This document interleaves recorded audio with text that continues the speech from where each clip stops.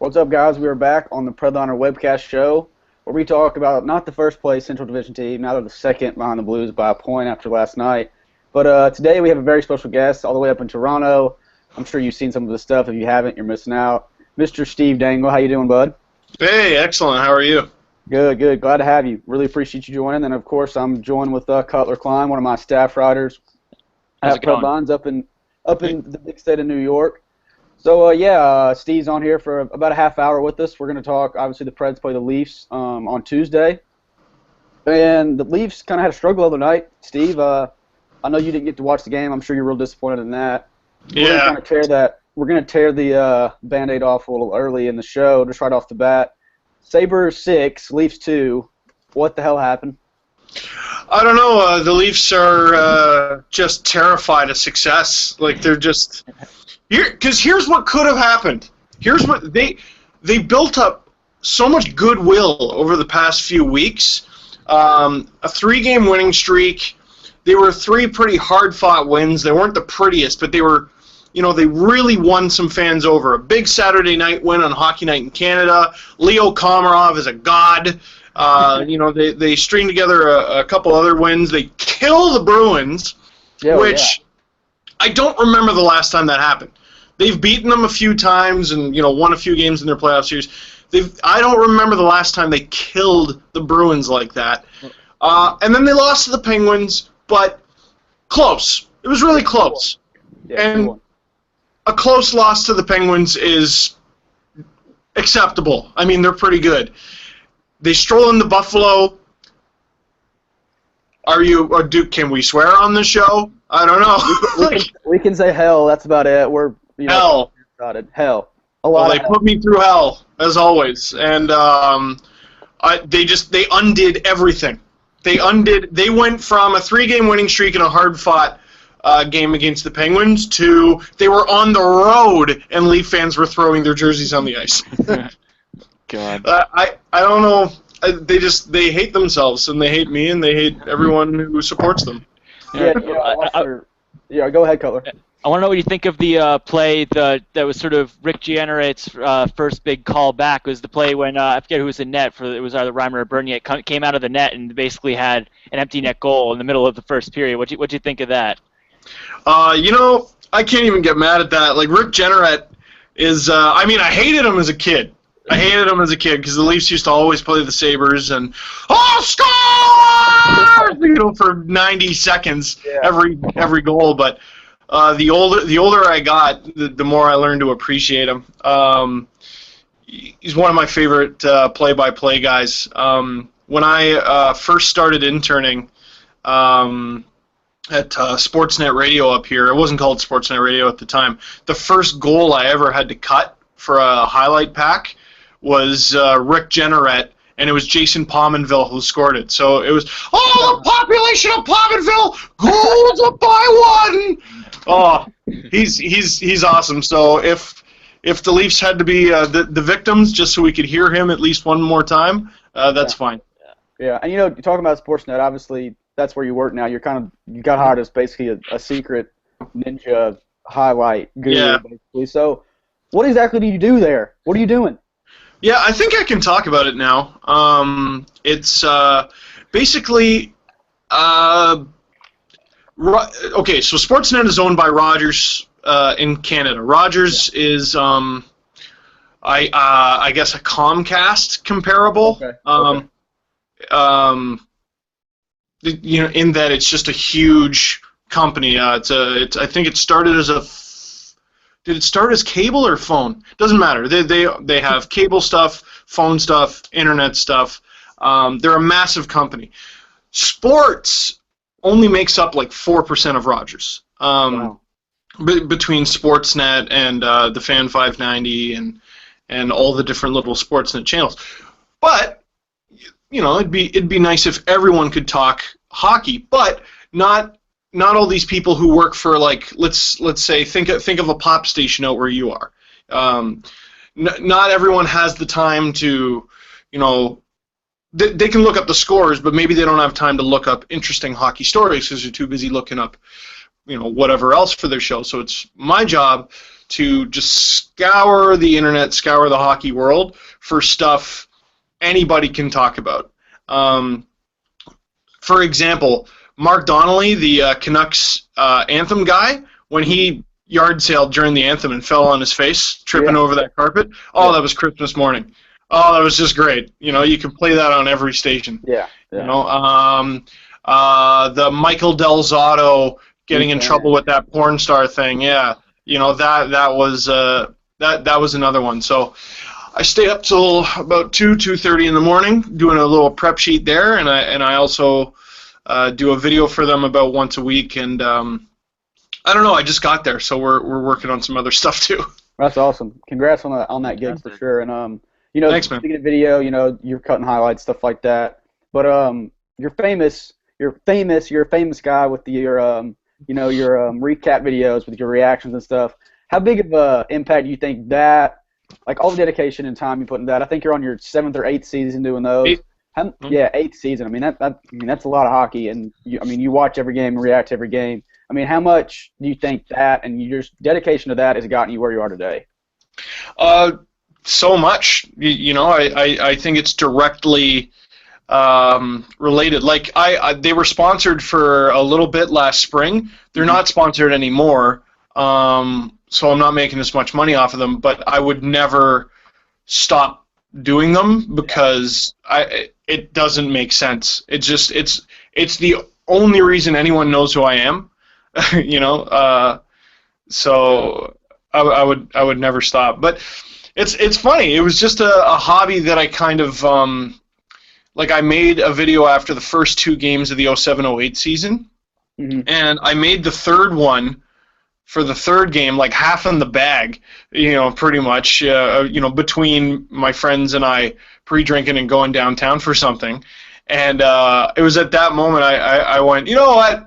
I'm just gonna do it for every game. Like, wouldn't that be so interesting? Yeah. And yeah, like I remember the first time like 300 people saw a video, and I was like, oh my God, that's so many. Yeah. And now we're getting like 8, 9, 10,000 a video. It's weird. It's really weird. Yeah. But it's awesome though. It's awesome. I mean, even you look at, you know, I remember like maybe a week or two ago, you tweeted out people that, you know, there's a Coyotes fan doing it, there's a Penguins fan doing it. Obviously not. Yeah. You know, cutting the editing that you're kind of doing, but I mean, you know, they're on a webcam, you know, doing the same kind of thing, and you had that inspiration of those people. So that's got to feel pretty sweet. It is pretty cool, and you know, some people have tweeted those guys nasty things because I guess their videos are a little rough around the edges. But go watch my first season, go watch my second season and third season. They suck. Like it's my 8th year. It takes a while to get even half good at anything. Okay. So. I bet they're all going to be pretty good. Yeah, absolutely. I gotta say, my favorite episode has to be from last year when your whole introduction was a turn down for what montage after the Calgary Flames game. That was just absolutely incredible. I think you like cut your elbow or something on that. Oh yeah, and this is the wall that I twerked on. And, maturity. If those walls could talk, I mean, we'd have. Yeah, really. Oh, if that wall could talk, it would run. It would definitely run. Yeah, for sure. It's my maturity is rumors of my maturity are greatly exaggerated. Yeah, it's. I mean, I went to school for radio and television, but it's not like I actively had a goal of twerking on a wall and doing all sorts of crazy crap for a living. Yeah, you know. So yeah, and you know, kind of speaking on that, like, you know, for a living kind of deal. On your latest podcast, you and your co-host Adam, you know, he's kind of joking around how you had the easy road to where you are today, and I was like, you know, I heard that, I was like, oh God, he's got to be joking, because I feel like you've gone all around the world. I mean, you literally have gone all around the world with hockey and stuff, you know, doing all that kind of stuff. So I was like, come on, Adam, he's had a pretty tough go. Oh, Adam was just kidding. Oh yeah. And I mean, that guy's had a tough go. That guy's had a real tough go. All he was talking about was, you know, he had to pretty much fresh out of high school go to Barrie, Ontario, which is close to Toronto, but it's really not. Yeah. It's pretty far. Work for peanuts. go all the way to Halifax, and he had to move at like 19 years old, and then he came back to Toronto for a while, and then he went to Calgary, and now he's back in Toronto, and I'm like, Adam, can you stay somewhere for 5 minutes? Yeah. So now he's got this podcast with me, and so hopefully that keeps him sticking around for a couple seconds. Yeah, absolutely. It's an awesome podcast for sure. And all right, so we can get back to hockey because I know Steve can't be on here for all day. But kind of the question, I don't keep up with Leafs hockey like you do or anybody in the Toronto area or anything like that. But Reimer and Bernier, you have two startable goalies. I mean, two goalies. Is that something that you like? I mean, do you like that inner competition? Let's see, Reimer's 4-3-0 on the season with a .912 save percentage. Bernier 5-4-2. I think Reimer had the loss to the Sabres, which it isn't all his fault a little bit. But do you like that? I mean, do you like having those two goalies up there? Absolutely. I mean, people forget that for a while we had zero. So two's all right. And for the price, I think the total price, I think Bernier is 2.9 and Reimer is 2.3. So we're looking at a goalie tandem that's just over 5 for a tandem. I mean, what's Pecorine making? 7? I think it's 6.9 or 7 on the dot or something. Yeah, so I mean, he's making a lot of money. That's a lot of dough. I mean, he's absolutely. And he's a fantastic goalie, but the second he gets injured, last year. Yeah, exactly. What happens? And then the Preds are doing well out of the gate, and everyone's like, "Oh, I wonder what's different about the team." They have their goalie. Exactly. They have their starting goalie. And they have Philip Forsberg as well. That's been unreal. And that thing that you guys lucked into, holy mackerel! How do you? Yeah. Oh, that is. What is it like to be on the receiving end of the Rask for Raycroft trade? Yeah. That's basically what that is. Yeah, and I have we're speaking on Rene and Forsberg. At not middle of season, we're 17 games in. Forsberg has a +19 in the plus minus category, leading the league by 4. The kid is 20 years old. He has 20 points, 17 games. How do you hand the MVP trophy to the Preds to him, or do you hand it to Pecorine? I think you hand it to. It's gotta be tough. Who's the GM? David Poyle. Oh, it's still Poyle after all this time. You give it to him. Yeah. I think you also have to give it to. You also have to give it to the Capitals GM for giving him up for Martin Erad and Michael Latta. man, oh man, and then imagine the Caps now with Evgeny Kuznetsov, Alex Ovechkin, Nicholas Backstrom, and then Philip Forsberg. No. It's way too much of a good thing. You can't do it. Nope. You just can't do it. Barry Trotz is watching the games just like, well, way to go, GM in Washington. I wish I still had he wouldn't have had a forward. He would have had 2. Exactly. He would have had 2 whole forwards. Exactly. For what? Wow. And the whole thing, I mean, last year Forsberg played in, I think, 12 to 15 games maybe under Trotz, which, obviously Laviolette's system and Trotz is polar opposite, but different. Yeah, I mean, just completely different. If Trotz is there, I don't think Forsberg has this as he has. I don't think he might not even see time on the top line like he is right now. And the top line for the Preds is literally the only thing scoring. And if that falls off, we might not win a game at the rate that they're going. But it's been fun. And obviously James Neal, they acquired him, Hornfist. Are you a James Neal guy? I mean, a little rough on the edges. He's got, what does he have? 9 goals already this season. I mean, do you like that pickup by the Preds? I wasn't totally sold on it at first. Yeah. Here's the problem. How do you ever fully evaluate a player that emerged in Pittsburgh? You know what I mean? Well, I guess he sort of emerged with the Stars, but how do you evaluate a player whose bread and butter was playing with Sidney Crosby and Evgeny Malkin? Mm-hmm. Right. You can't help but wonder how much of their success belonged to those two. But I don't know. It looked like he was pulling his weight pretty good. He's doing all right for the Preds so far. Yeah. Yeah, I agree with you. I mean, coming into it, you're thinking, how can you judge any of these players when they're playing with 2 of the best players, if not the 2 best players in the world right now? And same thing you could say, what happens to Pascal Dupuis if you throw him on another team, or what happens to Brendan Sutter? It's interesting to see, and you kind of see that with Hornquist too. He's been on fire with Sidney Crosby centering him, so it's interesting to see. But speaking of trades, we had a Twitter question from Mason Little, it's talking about the Cody Franson trade between the Leafs and the Predators 3 years ago. Can you judge that 3 years in? I'm finally willing to say it was good. The problem with Cody Franzen is a bit of a he makes some ill-advised plays, but for every ill-advised play he makes, he'll make 2 or 3 good ones. He's got a boomer of a shot. He can also put a nice little floater on that gets tipped. The way I describe him. And it looks like the system is finally starting to be one he's comfortable with. I describe him like a Civil War cannon. So he'll be at the point, and then yeah. But then if it doesn't go in, you got to move him across the battlefield, which can be a bit of a problem because it's just you see him next to Morgan Riley and you see him next to Jake Gardner. And you go, okay, there's 2 different levels here in terms of skating, but he's really talented, and they managed to dump Brett Lebda in the deal, which I will always love. Always.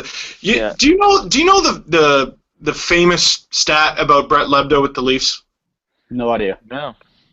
In one of the Leafs' last ever games against the Atlanta Thrashers, the Leafs won 9-3. Brett Lebda was a -3. Oh no! Oh god! How? What are the odds? What are the mathematical odds?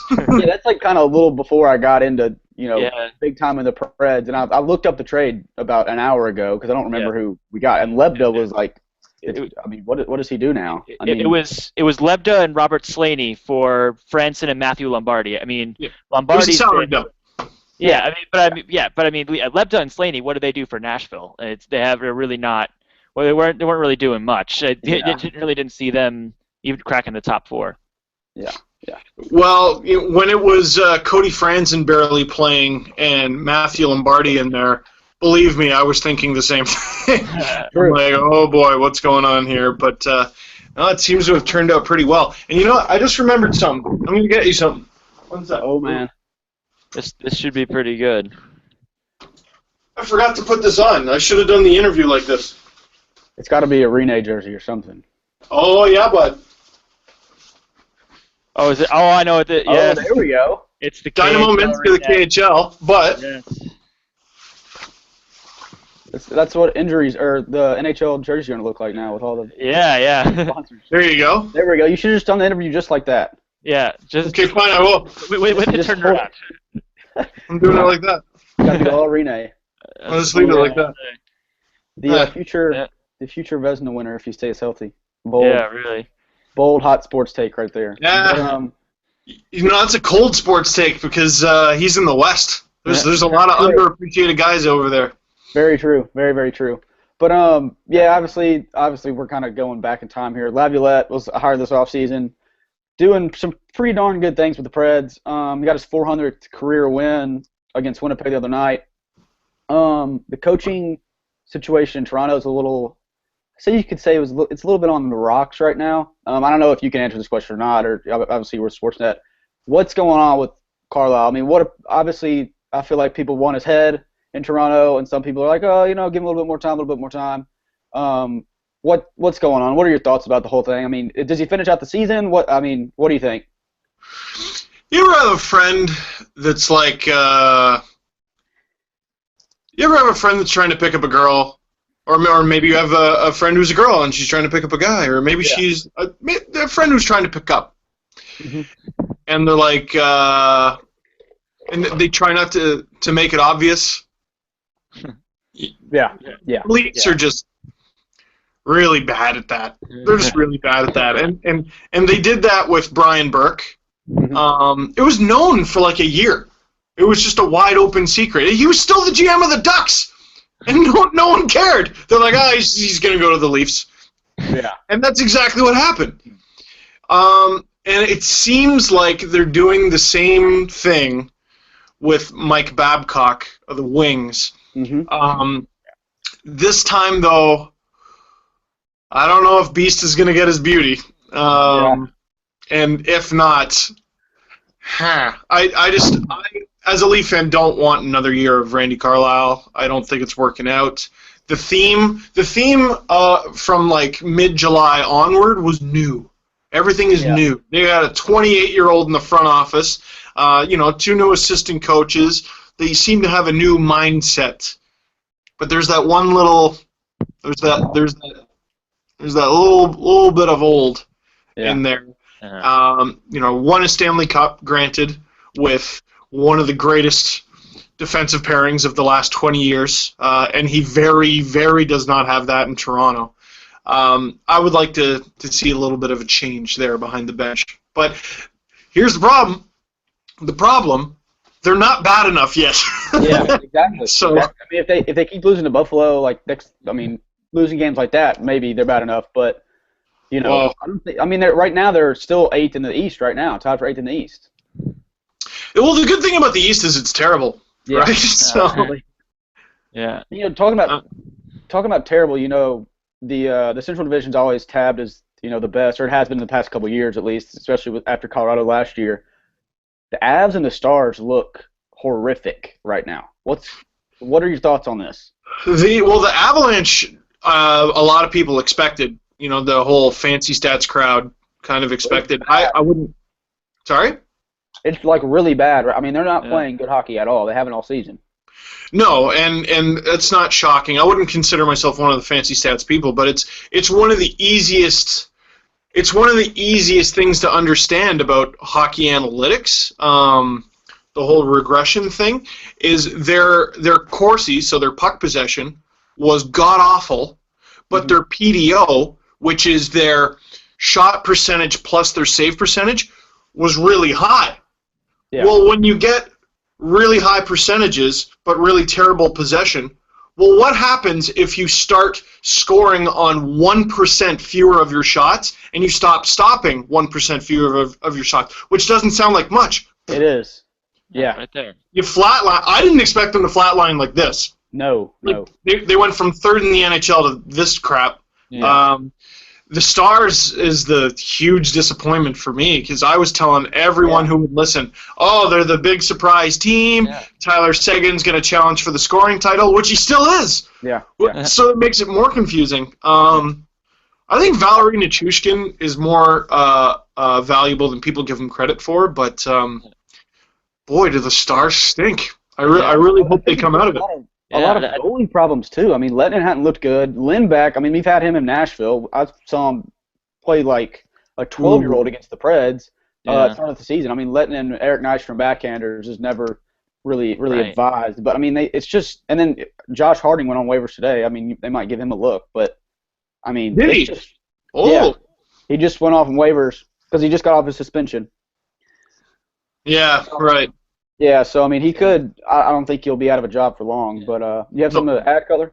Yeah, well, the one thing I was thinking about the Stars, I mean, the Avalanche and the Stars, one thing they have in common is their defense is, let's say, not quite up to par with some others in the division and in the league. It's sort of like, Steve, what you were saying on one of your LFRs a few weeks, I think it was about a week or two ago, about how teams with all the offensive talent in the world still can't do well unless they have a good defense behind them. The Stars, they don't have a defense behind them. The Avalanche defense probably a little bit better than the Stars, but they still don't have the defense behind them. It's sort of like it's what I call Edmonton Oilers syndrome. You have all the offensive talent in the world, but you just can't put it together on the defensive end. And then the Stars go ahead and trade one of their better defenders, Alex Goligoski, for another forward.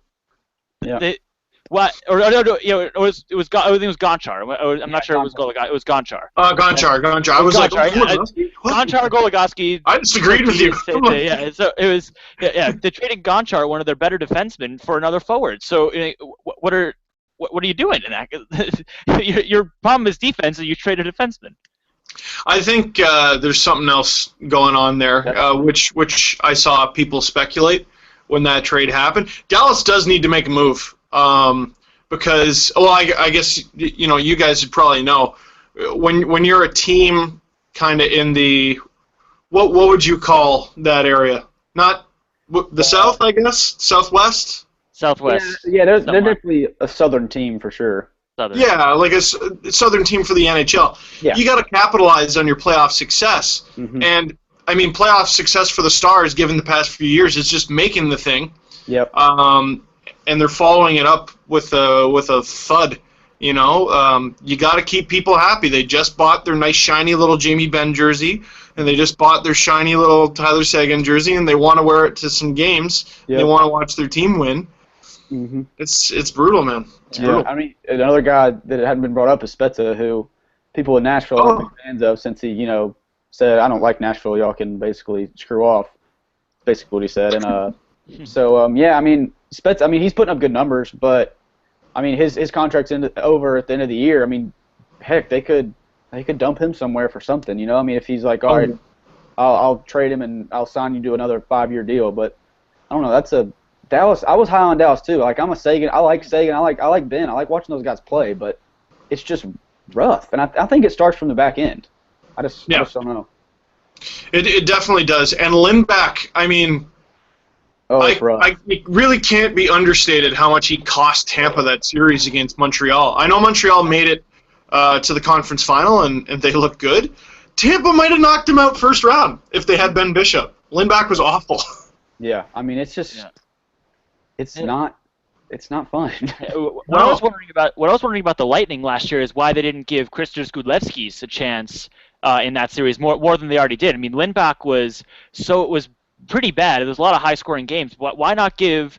I affectionately call him the Latvian brick wall. Why not give him a chance? After seeing him put up such an insane save performance against Team Canada in the Olympics, why not give him more of an opportunity? Yeah, I really don't know. I don't know. I would have done that. But I'm not behind a bench. That's for sure. Yeah. So I mean, they missed Ben Bishop dearly in that series. Oh, no doubt. Speaking of them, the Lightning have been phenomenal so far this year. The Lightning have been on a tear. I think they sort of finally got it together. Sure. And here's the scary part. Here's the really scary part.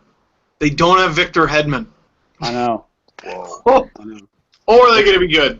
Oh, are they going to? I think they can come out of the East. I've already said it. The East is pretty bad. So they were my Eastern Conference Cup prediction, Eastern Conference champion prediction before the season started. Yeah, I mean it's a pretty safe pick. Kind of roll out things here. The Leafs, obviously they just lost to Buffalo. I mean, before that loss, what were your thoughts about the Leafs? I mean, did you think they could sneak into the playoffs? I mean, obviously we're only 17 games into the season, but what was kind of your they'll win some, they'll lose some. It's gonna be borderline, kind of like the Preds were last year. The Preds only missed the playoffs by three or 4 points. They didn't even have a starting goalie. So, really? I mean, what are you? Yeah, they only missed the playoffs by three points. Them and Arizona, I think, tied for the ninth spot. So I don't know. I mean, what are your kind of thoughts right now with the Leafs? I thought here. I'm going to take this thing off. I thought here's the problem. They are what they are for now. I mentioned there was a big kind of change in culture shift. I don't think it makes a terrible amount of sense to go trading Phaneuf mid-season, or a lot of people are unhappy with Tyler Bozak as the number one center. I don't think they're going to go and trade him mid-season or something like that. I think next summer and I guess this upcoming spring, are going to be very huge for the Leafs in terms of where they go in the next 5 years. But until then, they are what they are. And what they are is a fringe playoff team in the East. Yeah. I've liked... they've pretty much avoided blowouts until that game. That was a real embarrassment. They're just a smarter, harder-working team this year than they were last year, and just all they needed was a few clever signings. No one big, no one flashy. The Leafs never do well with those signings. But Mike Santorelli has been nice and serviceable. Daniel Winnick is one of my favorites. They brought Leo Komarov back, and not everyone loves his contract, but I mean, his play is pretty darn good. So, what are the Leafs? They're a team that can score goals and rely on goaltending a little too much. Yeah, but we had a Twitter question from Chase Teichman. I hope I'm pronouncing that right. He was asking about the odds Phaneuf is traded. You say you don't think that's the right move. You don't think that's going to happen? No, when he was signed, I was like, he deserves the contract. He's just rough to watch some nights, man. He's just so rough. But it's such an expensive and probably difficult to move contract. Right. I would like to see, and this is why, even though the Leafs are doing okay, there's that antsy feeling of, all right, let's get Carlisle out of here before it's too late. I want to know what the Leafs have with this guy under a different coach. Yeah. Right. But, God, 7 years at $7 million. It's rough. It's rough, man. And you just see he's not the Calgary Dion. And it's amazing that we still talk about the Calgary Dion because Calgary Dion was 6 years ago. Yeah. Exactly. Another thing about Phaneuf, I didn't realize who he was married to. You can't get rid of him. They'd have to move. She would have to move. Alicia Cuthbert. That's the Popular Mechanics for Kids. That's the girl next door, right? The Girl Next Door, the movie? Girl Next Door, absolutely. Yeah, I made a joke in the last video. Yeah, you said about it. You were talking about it. Yeah. I had no idea until you were talking about it, and I was like, well, you can't trade him. It's impossible. You can't do it. Pretty good. Yeah. What about the Preds? Are they a playoff team? Well, I'll just go on my laptop here and have a look at the standings. They're second in the season. Yes. Yeah. Well, okay. Let's look at the West. Let's look at the West for a sec. So, Anaheim's in there. St. Louis is definitely going to be in there. Vancouver. Toss up. Calgary. Yeah. LA is going to be in there. San Jose, I'm not totally convinced. Minnesota. Chicago's in 8th. That's all you need to know about the West. Yeah. The Jets are the Jets tied with them for 8th? Yeah. Yeah. I mean, what the hell? There are. Oh, here we go. There are 10 teams in the West with at least 20 points. That's silly. Stop that. How many the Leafs have? The Leafs have 20? 18? The Leafs have exactly 20.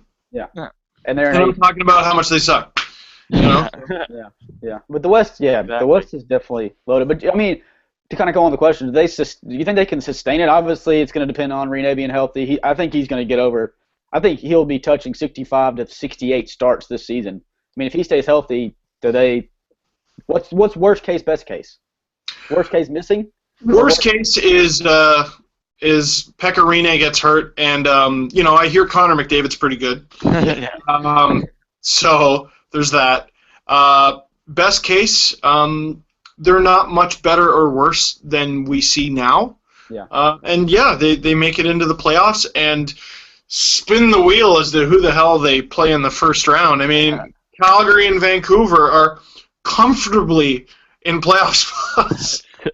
It's ridiculous. They've already beaten the Preds twice, and that's really not a good matchup for the Preds. I mean, they beat them 5-4 in a shootout, and then what was the other final score? I mean, I think they beat them by 2 in Calgary. I mean, Calgary's just weird. It's just a weird team. They've got a lot of. I mean, Gaudreau is awesome. I mean, Johnny Hockey can flat play, and then Giordano. I mean, they've got some pieces. I think there also depends on goalkeeping for sure. Yeah, their young guys are coming up. They have a solid tandem.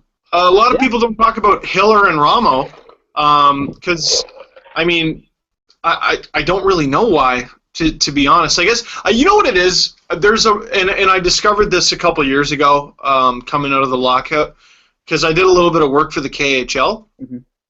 There is this resistance to people who came out of the KHL. There's this resistance to calling them good.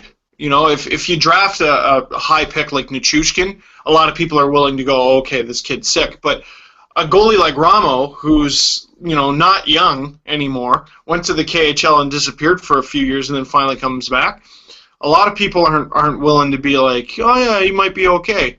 Yeah. But they got Jonas Hiller, who, injuries and whatever aside, is still a solid goalie, and Kari Ramo. Yeah. That's a tandem that can potentially get you to the playoffs. Yeah, well, Absolutely. I think it's sort of like their ideal rebuild after dumping Jerome McGinley and sort of entering out and realizing, okay, we need to rebuild here. I think this is a really quick turnaround for them. It's certainly what their best case scenario for them. But I know you got to run, so we can get to some game predictions for Tuesday night's showdown. What do you think? Leafs Preds, who do you got? Well, it depends who's starting. Yeah. Um, Yeah. when the Leafs run into a hot goalie, it's never good news. But in their case, that means Michael Neuwirth. So I mean, even in the game where the Leafs beat the Sabres 4-0 and outshot them like 45-10, whatever craziness that was, Neuwirth looked great. Yeah. No one talks about that. He looked great. So as long as Pecorine is nothing like that, the Leafs have a shot. But with guys like James Neal and whatnot shooting the lights out, and that's still a hard-working team. And is the game in Nashville? It's in Toronto. It's in Toronto. Oh, it's in Toronto? All right, they got a shot. Yeah. I don't know. I would definitely favor Nashville in that game. Okay. Let's go with 4-3. 4-3 Nashville. A little high scoring action. I like it. What about you, Color? What are your predictions? I'm gonna say 3-2 Predators. I'd say it's gonna be a very tight one. I think Leafs will play them close, but I think Nashville will ultimately prevail 3-2. I think Rene, is on point yet again. Mark, what about you? I kind of like that number 3 too, but I think the Leafs will get a point. I think it'll go to an overtime, like you said, a tight game. I think the Leafs will hang around for sure. I think that top line with Kessel. I mean, you give him the puck, he'll do whatever he wants with it. But that's kind of how Forsberg and Neal, and even we haven't even talked about Mike Ribeiro. I mean, he's looked really good as well. I mean, he's doing some good stuff. Like you said, General Manager David Poile should get the MVP trophy for the through 17 games at least for sure. Well, and good on Mike Ribeiro. I forgot to bring him up because he's on his third, fourth, fifth shot right now. Yeah. He's going to get kicked out of the league if it doesn't work out this time. That guy. I'm not terribly interested in getting sued for libel, but there's tons of rumors and stories about this guy, and if he just sticks to playing hockey, he's pretty good. Yeah, I mean, he's great with the puck. Obviously, I think he's one of the best passers in the league. If he's on, I mean, that guy can pass the puck. Absolutely. But, so you what, Color? Yeah, I was gonna say Ribeiro's looked really good on that top line. Yeah, for sure. I mean, like I said, the top line has looked phenomenal. There's not a lot of scoring going through the bottom six, but until kind of the first game they kind of scored a bunch. But lately it's been the Forsberg, Neal, and Pekka show for sure, and I think we'll see that. I'll watch Pekka Rinne and net in this kind of level he's playing at for forever. But that wraps up the show. We want to have a big thank you to Steve for joining us up in Toronto. I know he's a busy man, but I enjoyed it a lot. Really appreciate you joining us. Be sure to follow him at Steve_Dangle. I'll for sure post some links about his work on the post on Predlines. Follow Cutler at Cutler Klein. Follow myself at PredlinesNSH and the MC Harris Show on Twitter. And we will see you next time.